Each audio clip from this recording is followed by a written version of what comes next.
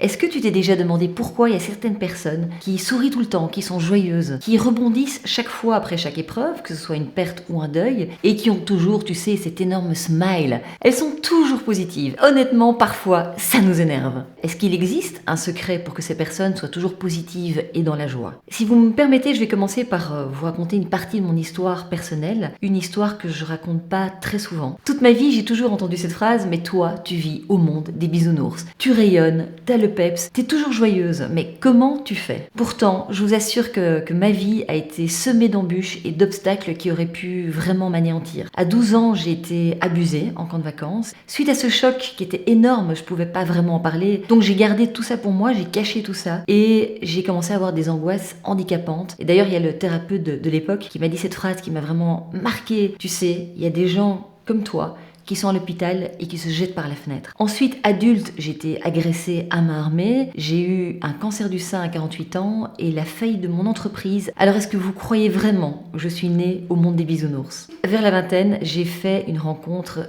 déterminante, une rencontre à laquelle je m'attendais pas du tout et qui a eu un véritable effet domino sur tout le restant de ma vie et qui m'a petit à petit amenée sur ce voyage initiatique vers la joie. Pourtant, avant ça, on ne pouvait pas dire que j'étais une grenouille de bénitier, donc je rejetais tout ce qui était mysticisme, je me méfiais même de tout ce qui était spirituel. Alors les esprits, les apparitions, tout ça, il fallait absolument pas m'en parler. Petite, je me disais même, oh mon Dieu, faites que je ne rencontre jamais la Vierge Marie comme Bernadette Soubirous dans sa grotte. Et donc, je bloquais toute forme de spiritualité. Puis, ce matin-là, j'étais encore au lit et j'ai ressenti une présence. Quelqu'un qui m'observait, qui était là, avec une présence qui emplissait tout l'espace. Et c'est comme si, en un instant, cette personne connaissait tout de moi. Donc c'est comme si elle avait l'image globale de qui j'étais, qu'elle connaissait tout ce que j'avais fait, tout ce que j'avais dit, de bien ou de plus moche, et qui m'aimait dans mon entièreté. Et ce qui est dingue, c'est que j'ai ressenti aucune frayeur, aucune peur.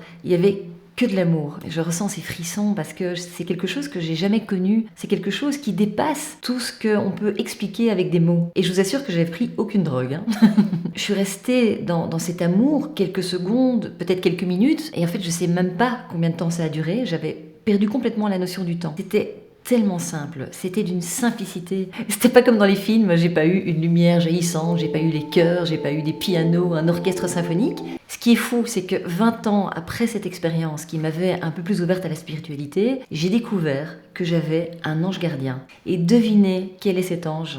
C'est l'ange de la joie. Et donc tout s'est mis en perspective, tout s'est mis en place et je me suis dit, mais en fait, si c'était cet ange-là que j'avais rencontré 20 ans auparavant. Et cette rencontre ne m'a jamais quittée. Et dès que j'ai besoin de joie dans ma vie, je l'invoque et je la crée en moi. Alors, pose-toi cette question. Quand est-ce que tu as ressenti de la joie pour la dernière fois? Est-ce que la joie est présente dans ton quotidien? Et si maintenant je te disais que je peux t'apprendre à faire de même? Même si tu n'es pas croyante, même si la spiritualité ne t'intéresse pas, ça n'a aucune importance. Et c'est pour ça que j'ai décidé de lancer des méditations guidées le dimanche, entre 11h30 et midi. Mon nom de famille c'est Pape, donc c'est un peu comme si c'était la messe du dimanche, pour une méditation guidée vers la joie que j'ai appelée Feu Sacré. C'est totalement gratuit, c'est super simple. Tu n'as même pas besoin de t'y connaître en méditation, tu n'as même pas besoin d'être une as de la spiritualité. Et tu vas voir à ce moment-là comment la joie peut vraiment transformer ta vie. Comme elle a transformé d'ailleurs la mienne. Comment j'ai pu rebondir après chaque choc, après chaque épreuve, expérience. Comment je repars, peps, rayonnante. Fais-toi ce cadeau et rejoins-nous le dimanche à partir de 11h30 sur ma chaîne Instagram en direct. Il suffit de te connecter et je répondrai aussi évidemment à tes questions. Connecte-toi dimanche entre 11h30 et midi, c'est totalement gratuit. Je serai vraiment hyper heureuse de partager ce moment de joie avec toi